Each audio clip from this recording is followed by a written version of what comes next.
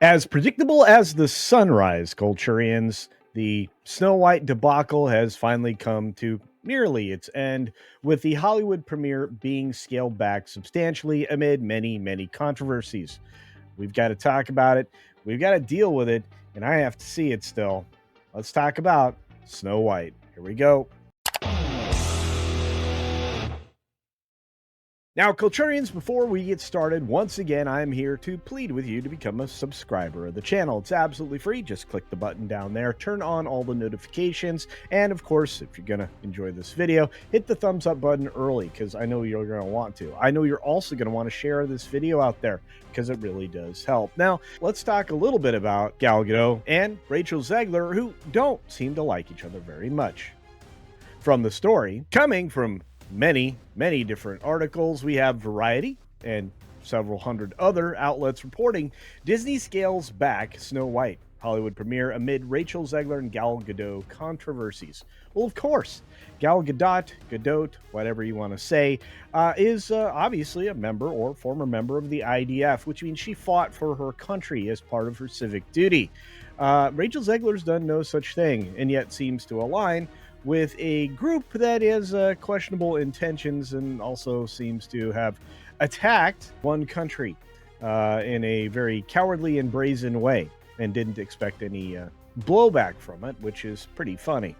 Regardless, that's not the controversy we're talking about. What we're talking about, of course, is the other controversies that are out there with Snow White.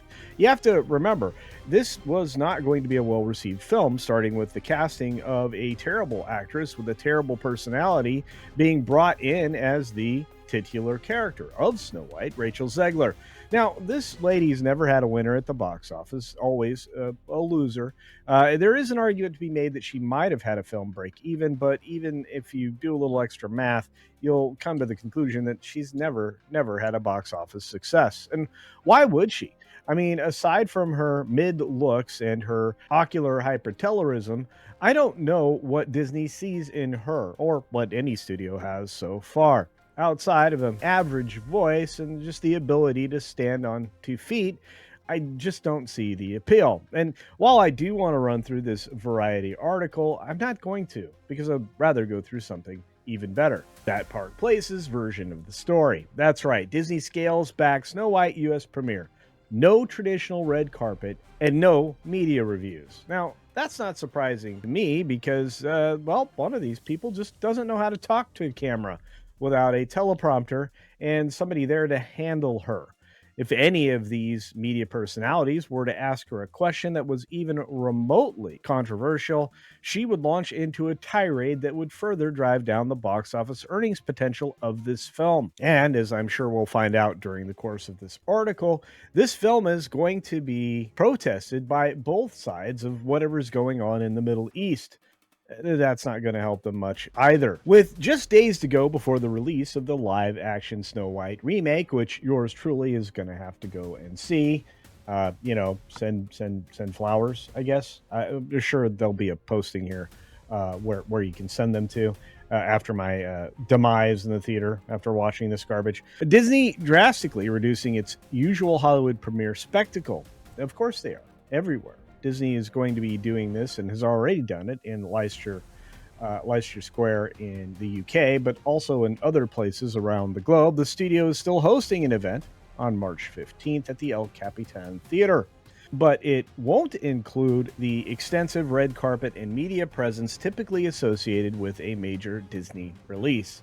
And speaking frankly, this isn't getting the kind of love at any of the other theaters around the country, including Disney's very own Disney Springs AMC, where they have the Dolby Theater as well as several lasers, and that theater is only having 4 total screens dedicated to this film. Only photographers and a house crew will be allowed to cover the event, with no traditional press interviews taking place, which I guess is a godsend for us and them, but maybe not as much for us, because I'm frankly interested in how she could drive this box office opening even lower, and I think some of you are probably wondering that too. Disney, of course, has not commented on this shift, but even Variety acknowledges that this decision comes amid ongoing controversy surrounding the film.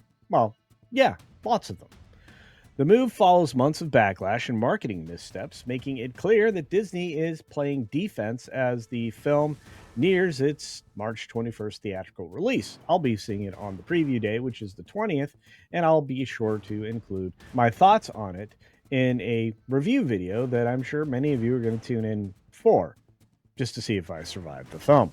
A premiere unlike other Disney films. In the past, Disney has gone all out for live-action remakes, which is true, with elaborate red carpet events, numerous interviews, and a media blitz to build hype, and sometimes little gift bags, because sometimes you just want to get that extra special kick from the people that are going to be seeing the film the first time. The decision to scale back that aspect of Snow White signals a lack of confidence in the film's reception. Well, I'm sure. A lot of people are not going to like this particular treatment of one of their favorite characters. Captain America Brave New World, despite concerns over its potential box office performance, still had a very high-profile rollout. I mean, I can still remember the events and the premieres. But with Snow White, Disney is seemingly keeping things low-key. I think they already know. What do you think? Let me know your thoughts in the comments section down below. That's a move that only raises more questions about the film's prospects, and I think it raises ours as well. Rachel Zegler remains absent from U.S. media. Well, duh. This premiere downgrade aligns with Disney's broader approach to limiting Snow White's exposure, and Zegler specifically. As we previously reported, lead actress Rachel Zegler has been noticeably absent from American press appearances. Instead, Disney sent her on a scripted, highly controlled press tour in Japan, where she is unlikely to face any tough questions about her past comments or the film's creative direction, which I guess isolates them to some extent, but not much, because the word of mouth here domestically is going to be the most important. That's where this film is supposed to play. And the fact that we are getting Snow White warrior princess and leader of the Cultural Revolution may not do so hot here in the States. This is a stark contrast to how Disney promotes its other high-profile films. Usually the lead star is front and center in talk shows, interviews, and press junkets leading up to the release. The decision to keep Zegler largely away from the American media suggests the studio is trying to prevent further controversy. And, my friends, I think that's pretty obvious, even to me. This film has faced intense scrutiny from the start. Many longtime Disney fans expressed frustration over the changes to the classic Snow White story, which this is going to bear little resemblance to, particularly the decision to replace the Seven Dwarfs with a mixed group of characters. Peter Dinklage was responsible for that, if you remember. The particular act of changing the Seven Dwarfs to seven magical creatures fueled further debate, anger, and angst over what this film would potentially be. And when fans pushed back the seven diverse individuals, they replaced them with rushed, hastily put together CGI monstrosities, characters that, we all had a chance to ridicule. And eventually they refined these character designs, but not in the way that I think the audience is reacting well to either. So, hey, just my perspective. Of course, we've talked about the fact that Snow White was looked down upon by the lead actress. The 1937 film, the classic Walt Disney's own animated feature, was old-fashioned, where the prince actually stalked the princess and was a love story well told. Something everybody has had their hearts warmed by since its 1937 premiere date, except for maybe Rachel Zegler. I don't know. I'll try to ask her whenever I get a chance to meet her, which probably won't be anytime soon. Despite the reduced event, Disney still hopes Snow White can pull in a strong number in its domestic opening. However, industry estimates remain unimpressive, with projections placing the opening weekend with $48 to $58 million. If these numbers hold, which I'm pretty sure they will, it would rank among Disney's lowest live-action openings in recent years. Well, yeah, it will. And I'm going to say this. If you compare them with inflation, this could be the worst of them all. And what probably is the most telling is that the film's presence in key theaters is much smaller than expected, as I mentioned before. At the Disney Springs AMC in Orlando, a venue that is on Walt Disney World property, it's known for showcasing these Disney films specifically. And at this time, Snow White is only being allocated to a handful of screens, 4 at current count. This limited theatrical rollout suggests Disney isn't expecting a surge of demand, even in its own backyard theater, which is, well, more than a little bit disastrous.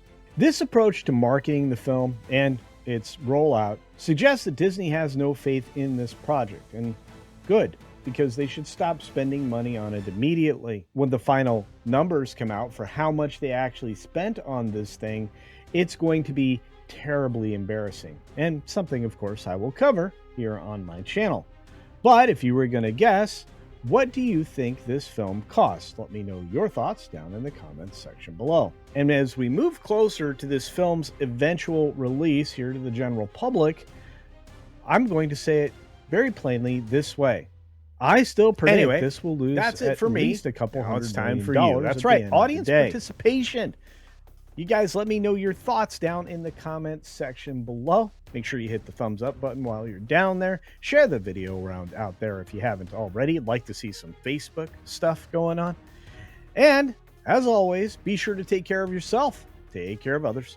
And until next time, see ya for real.